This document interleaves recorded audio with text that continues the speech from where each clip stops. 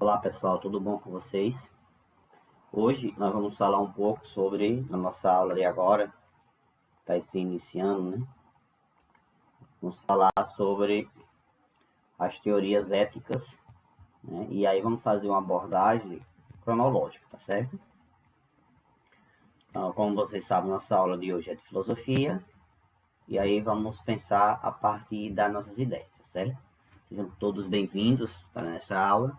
Espero que tenham bom aproveitamento. Qualquer dúvida, vocês podem estar em contato, tá certo? Através do WhatsApp ou até mesmo colocando aí no vídeo, no chat, né? Fazendo a observação, tá bom?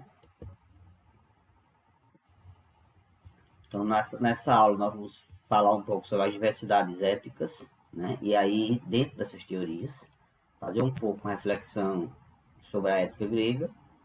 Vamos falar de Platão, Aristóteles e da filosofia helênica, né? Isso aí voltado para as questões éticas, tá certo? E aí vamos iniciar fazendo essa reflexão, né? Essa reflexão ética grega. Quando a gente pensa a partir da Grécia Antiga, compreende que ética, aqui, ó, grega, seria o quê? Um conjunto de valores, tá certo? E costumes que moldam o caráter humano. Então, dentro da concepção ética, essa reflexão ética grega seria um conjunto de valores que moldam o caráter humano. Esses valores obtidos pelos seres humanos são adquiridos por meio da educação e da experiência. Então, eles olham, a partir de uma reflexão grega, esse conjunto de valores e costumes, ele pode ser adquirido ou deve ser adquirido por meio da educação, das experiências do dia a dia. Né? Quando se tem uma boa educação, o ser humano tende a ser justo e agir com ética dentro da sociedade. Então, ética é uma coisa dentro da reflexão grega que pode ser aprendido, né? Pode ser ensinado. O objetivo apresenta basicamente dois temas que marcam a presença nas discussões filosóficas da Grécia clássica. Referimos aqui, em primeiro lugar, a moral. Então, quais são os dois temas ligados à ética? Moral, ou melhor, a ética está dentro dessa noção de bem. Então, se você age para o bem, você está agindo de forma ética. É nesse conceito, né? Em segundo lugar, a dicotomia entre as noções de physis, ou seja, de natureza, e nomos, que pretendemos com essa investigação inicial dar a conhecer o campo problemático em que se situa a discussão sobre a relação entre o bem e o prazer. Então, há essa dicotomia, né, entre o prazer e o bem. Eu posso fazer algo, realizar algo por prazer, mas eu não estou agindo de forma ética. Né? Eu agi prazerosamente, mas de forma antiética. Né? Então, nos séculos 5 e 6, 5 e 4 a.C., da nossa era, isto era o início da filosofia, é o início do pensamento ético. Né? Platão, ele diz que a ética, e aqui uma ideia de Platão, falando sobre ética e sabedoria. Platão, um antigo filósofo grego clássico, cujas ideias ainda ensinadas e debatidas nas universidades de hoje. Né? Tem muito prazer, tem muito a dizer sobre a excelência humana. Sua influente academia, então ele funda a academia, que a gente já viu isso em outras aulas, de pesquisas e aprendizado, fundada em 308 a.C., o ancestral das universidades modernas de hoje. Na República, a obra mais conhecida de Platão, uma das obras da filosofia e a teoria política mais influentes do mundo. Ele lista 4 virtudes de excelência humana, como sendo. Quais são as virtudes principais para Platão? Sabedoria, temperança, coragem e justiça, né? Dizendo que eles refletem a verdadeira natureza da alma. Numerosos outros filósofos, como Aristóteles, Santo Agostinho e Tomás de Aquino, expandiram ou expandem essas virtudes cardeais de Platão, todos citando como essenciais para o bem do ser humano. Então, para que o ser humano tenha caráter, tenha ética, é preciso que ele tenha sabedoria, é preciso temperança, é preciso coragem, é preciso justiça. É dentro desse conceito as ideias de Platão.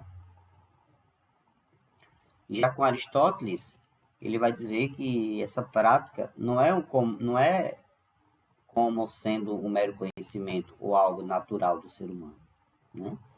Sendo assim, sendo essa razão pela qual faz necessária a sua prática constante. Então, Aristóteles diz, olha, é preciso praticar a ética. Ele vai dizer que a ética é um hábito, né? Então, se eu pratico sempre, eu vou ser uma pessoa ética, né? E aí ele vai dizer que ele vai chamar isso aí de o homem virto, que seria o homem virtuoso, né? Então nasce a ideia de virtuoso. A virtude para Aristóteles é uma prática e não um dado da natureza de cada um. Tampouco um mero conhecimento do que é virtuoso. Então ele diz que é preciso praticar. Como para Platão,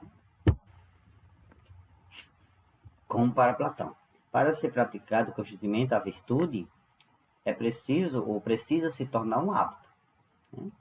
Então, a gente não aprende a ética só por aprender, como Platão dizia, que você aprende. Não, a gente diz que essa ética, ela precisa ser praticada. E aí ele vai chamar isso aí de justo meio. E só vou ser verdadeiramente ético se eu agir de forma justa, né? Ele pressupõe que, na busca da felicidade da polis, ou seja, o homem é para a cidade, é parte da cidade, e sua felicidade depende da felicidade da cidade, né? Portanto, o homem feliz é aquele que chega à cidadania. Para que isso ocorra, o homem tem que buscar a excelência, ser virtuoso, e, nesse caso, ele tem que agir conforme a virtude, ou seja, que o justo meio. Ele diz, olha, você não pode agir nem mais e nem menos, você tem que ficar sempre no meio. Por isso que ele diz que a virtude está no meio, né? E aí o homem, quando virtuoso, é o mais excelente dos animais, mas separado da lei e da justiça, é o pior de todos, né? É uma frase para a gente pensar esse contexto de Aristóteles. Aristóteles estabelece um tratado de virtude humana. A amizade é uma virtude, segundo Aristóteles, né? Então, a amizade é uma virtude extremamente necessária à vida, mesmo que possuamos diversos bens e riquezas e saúde. Pode ainda assim, não será suficiente para nossa realização plena, pois nos falta a essencial e indispensável a amizade. Então ele diz, olha, mesmo que você tenha diversos bens, riquezas e saúde, você precisa ter amigos, você precisa ter amizade. A amizade é essencial e indispensável, né, para a felicidade humana. Lembrando que aqui o que ele busca, na verdade, é ser feliz. O conceito de ética, mas uma ética que traga a felicidade. Ele vai dizer, na ética aristotélica, quanto mais influência e poder, mais manipulado o homem é. Então, o homem, mais necessariamente, ele terá de ter amigos. A justiça e a amizade possuem os mesmos fins, né? Ou seja, possuem o mesmo objetivo, mas considera a amizade superior à justiça, pois a justiça é utilizada para contornar os nossos atos em relação ao próximo, que não o conhecemos. Com nossos amigos, não precisamos de justiça. Olha o que é que ele diz. Não precisamos de justiça, pois a natureza da amizade nos é completa.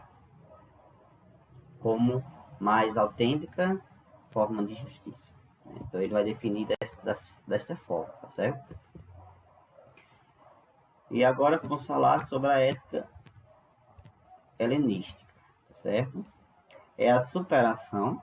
Essa ética helenística, ela traz uma preocupação com aqueles que estabelecem como a regra do bem viver. Ou seja, trata-se do que o homem busca em sua vida para ser plenamente feliz. Então, a ética helenística busca também uma ideia de como ser plenamente feliz. Será que somos de fato felizes? O que é a felicidade? E aí ele diz, é preciso deixar de lado o seu caráter de animal político. O homem só vai ser feliz, em outras palavras, se deixar política de lado, né?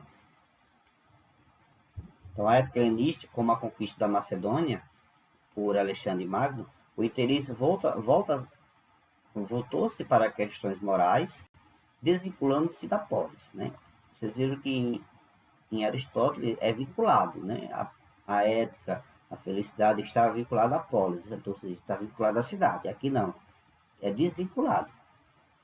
E aí o hedonismo de Epicuro retoma as ideias de Aristóteles. Ele vai chamar de eudaimonia, né? Ou seja, o que seria a eudaimonia? Uma vida feliz. Então, o ser humano, quando ele chega ao estado de eudaimonia, ele está numa felicidade plena. E aí ele vai dizer que é o prazer meio correto para atingir o objetivo supremo do homem. Felicidade é considerada moral. Tudo aquilo que dê prazer e imoral. Aqui, ó. Aqui para você ver. A felicidade é considerada moral tudo aquilo que dê prazer. E imoral tudo aquilo que faça sofrer. Então, se algo me faz que me traz sofrimento, não é ético, né? Não me traz felicidade. E se me dá prazer, aí me dá felicidade. Tudo que faça sofrer é imoral, né? Comamos e bebamos, porque amanhã morreremos, né? Ou seja, tudo é permitido. A frase aqui, máxima da hedonista. Podemos fazer tudo. Comamos e bebamos, porque amanhã morreremos. Né? Então, é a máxima hedonista. Os prazeres se distinguem em 3 categorias. E aí ele diz, olha, essa forma de prazer se divide em 3 categorias: os naturais necessários, os naturais e não necessários, e os não naturais e nem necessários, né? Então, aí temos essas ideias, né? O estoicismo retoma as ideias de Platão, da alegoria da caverna. A razão despreza os prazeres. O Platão diz que os prazeres não traz felicidade. Em geral, por considerar fonte de muitos males, né? Porque os prazeres é trazer mal. O bem supremo é viver de acordo com a natureza e aceitar a ordem universal compreendida pela razão, sem deixar de levar as paixões. E aí, ó, o homem virtuoso é aquele que enfrenta, olha aqui a ideia principal aqui, ó. O homem virtuoso é aquele que enfrenta seus desejos com moderação, né? Então, nessa ideia aqui, a virtude está quando você enfrenta seus desejos com moderação, aceitando seu destino. E cabe à razão substituir o instinto pela vontade, a fim de alcançar a harmonia da vida, ou seja, a sabedoria. Tá bom? E aí, já finalizando a nossa aula de hoje, vamos falar sobre o epicurismo. Epicurismo foi uma corrente filosófica na Grécia Antiga. A principal característica epicurística é a busca da felicidade. O homem procura sempre ser feliz, né? Através dos prazeres sexuais, porém com equilíbrio. Tudo que produz prazer é bom. Isso, gente, na ideia epicurista, né? Pois ele satisfaz a necessidade do corpo. O mal é tudo aquilo que provoca sofrimento. Então, ele busca o prazer, né? A felicidade através do prazer, mas não pode trazer sofrimento. Então, evita as dores, procura os prazeres moderados e atinge a felicidade e a sabedoria. Então, ele vai dizer que é o cultivo das amizades vai trazer felicidade, a satisfação necessária e imediata, a rejeição ao medo da morte e dos deuses, né? Ou seja, o medo da morte aqui você não tem medo de morrer, e a rejeição aqui dos deuses é dizer que Deus castiga, Deus faz isso, Deus faz aquilo. Não, aqui Deus não tem nada a ver com as nossas escolhas. Manter-se distante da vida pública e de ostentação e de privilégio social, né? Então, isso aqui não vai me trazer felicidade. Preciso manter distante, né? O objetivo de atingir a ataraxia, ou seja, o estado final, né, de felicidade, o estado mental de conservação espiritual sem perturbações ou ser atingido as ações da vida. Então, o epicurismo, ele busca sempre essa felicidade, mas essa felicidade tem que ser prazerosa. Ela não pode trazer, ou ela não pode nos dar sofrimento algum, tá bom? Então, daqui a pouco eu vou colocar a atividade para vocês, né? Vou colocar as questões. Assistem o vídeo e aí ao final vocês respondem as questões.